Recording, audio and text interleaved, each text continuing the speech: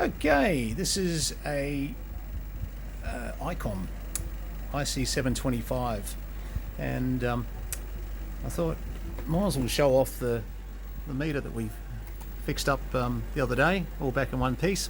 I've just put a bit of tape over. If you remember, it had a bit of a crack just in the top, and Sam's got this sticker making machine, and I think she can make me up something that's going to be a nice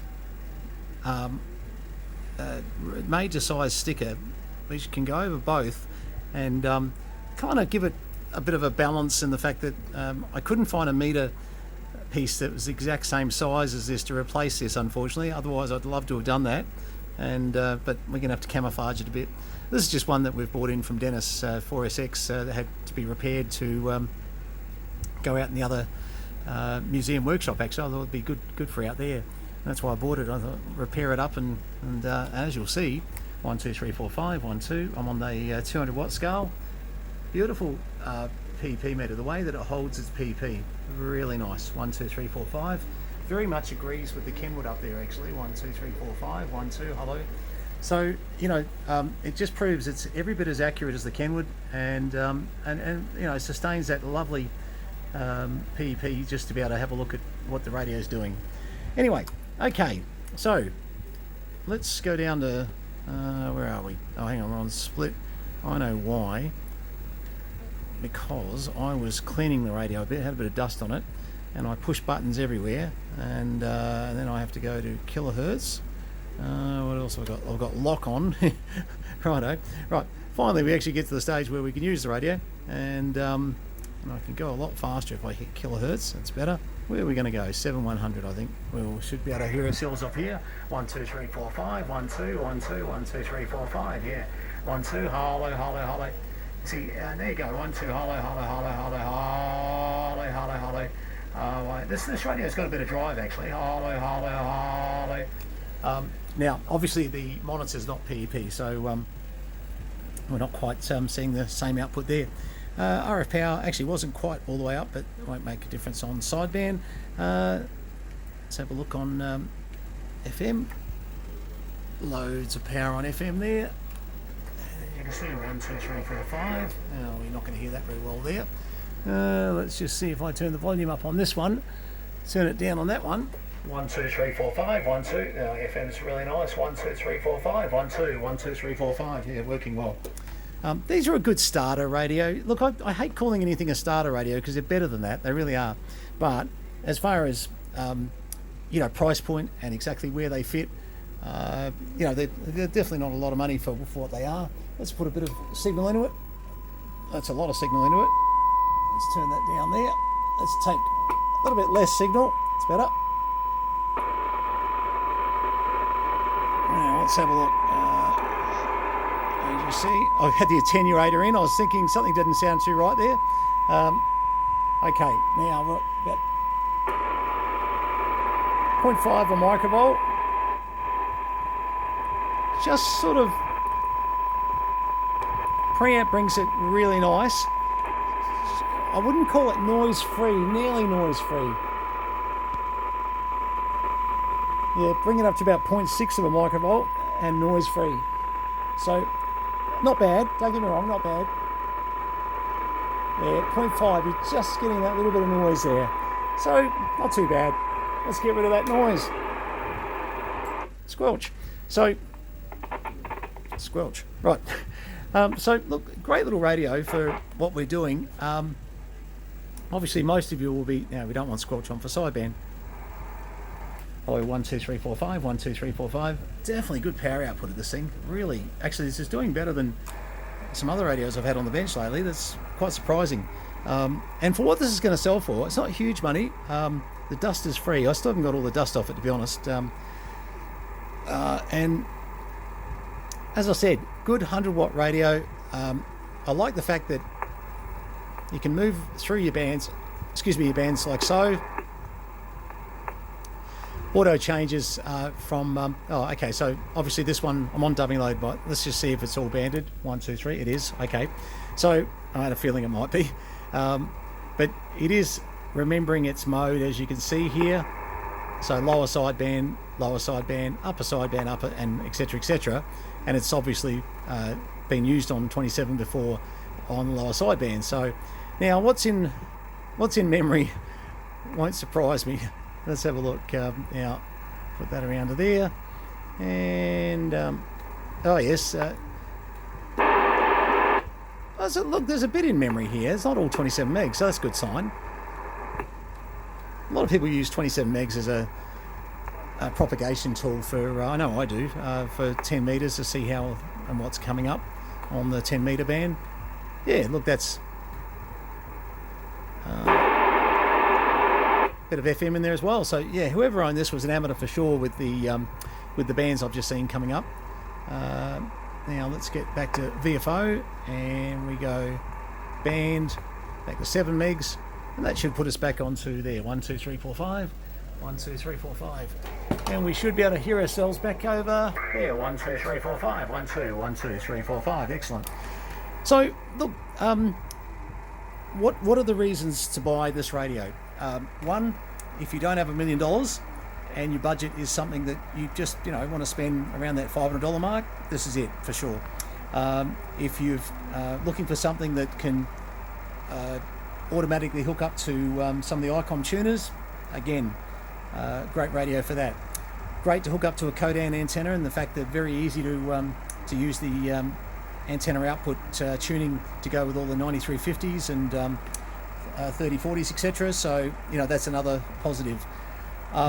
They do have the tuner button on the front there, so basically when you do have that, becomes your tune button for your 9350 or your whether it be AT130 or whatever the tuner is you're using. It will automatically sort of do that. As you saw before, it does have quite a good aggressive preamp, AGC fast and slow, attenuator, which can be handy of course, especially in noisy conditions. Noise blanket, which were average to good. Won't try and oversell that too much. Okay, not too bad. Obviously memories, how many memories did we work out? 26 memories, so enough to get you by, and a nice way to be able to get yourself around the bands. Now obviously you can go on 1 meg increments, or you can go as in amateur bands, or back to 1 meg, take off that, fast or slow kilohertz, etc. And once again, very fast to get around to if you want to just come back to the band where you're on before, like so. So look, for a great little radio, and whether you're running this base or mobile, they really were fantastic. Not sort of as fragile as the 735, where you had that little door with little slide switches. I love the 735s, don't get me wrong, but sometimes those little slide switches can give trouble. This was very much well set up in the fact that it had all very heavy duty switching, etc. It wasn't something you were going to damage very easily, which was good, as per the 735, breaking the door off, etc. on there. But look, great radios for really anyone that just wants to get into HF. By the way, the function is so that you can use all these different features here, like A equals B, function memory to VFO, memory scan, so function memory scan, etc., which you'll need to squelch, I suppose, to do that. But I won't bother trying to make all that work at the moment. But look, basic in some respects, but it's everything the 735 is internally, and you really, sort of are getting a reasonable radio. No CW filter that I'll just check, just in case. You never know, sometimes you get a bonus. Obviously upper lower sideband switching, like so. AM, FM. AM's probably less power, yeah. AM, they cut the power back a bit, 1, 2, about 40 watts, and then it'll peak up over 100 watts there. So obviously AM is probably a good one to do SWRs, etc. on, being the lower of the two powers. Although you can go FM, turn that power back, as you'll see. So you can get this radio back down to about 5 watts, and you can zap it up there to 100 watts. So you do have complete control over your power. If you're an F-call and need to run at 10 watts, you can certainly, sort of run that back. But overall, great little radio. Just one that we've got coming up and out the door. Comes with the original Icom microphone and Icom power cord, etc., etc. So look, it's got a couple little marks on it. Look, I want to be honest. I never want to sell things as new if they're not, new. And this is not new. It's got, as you see, a bit of a little mark there. It really needs a bit more of a clean than I've given it. But overall, look, not too bad at all. If this was something you were buying as a second radio, and as I said, for $500, that's what I'm saying. You're buying a 0 to 30 meg, 100 watt, and I think over 100 watt. Come to think of it, 1, 2, 3, 4, 5, 1, 2. It says doing 120 watts. 1, 2, 1, 2, 1, 2. It's look, it's definitely someone's done a little bit of tune work on this, because I can tell. Normally it'd be sitting around 100 watts, and that's about it. And what's it doing up at the top bands? Let's see. Just wondering if that stays consistent right through. Sometimes you'll find 10 meters a little bit less power. Hello, 1, 2. Hello, hello. About 105 watts there. So yes, so bottom bands, and this is not unusual with the likes of a lot of these radios. 1, 2. Yeah, see how 80 meters. Hello, hello, hello, hello. Really getting a lot more power on the low end. And then we go up to hello, hello, hello. Yeah, again, 1, 2, 1, 2. Yep. So, but definitely as you get up to 10 meters, back to around about your 100 watts, which is really what they were spec'd at. Someone's just opened the ALC up on this a little bit on the lower bands, which will affect the lower bands for sure. And certainly it's percolating. It's got a very healthy output. That's something that's very easy to see. So anyway, if this is of interest to you, it's not a bad radio. It's not perfect in cosmetics, as I'm sort of saying. It's sort of a couple little marks on it, but I just want to give you some close-ups. A lot of it is just, it's not actually scratched up or anything. Like there's a bit of hair there. It's more that it could use a good clean-up as far as just doing more than me just hitting it with spray and wipe for 2 seconds.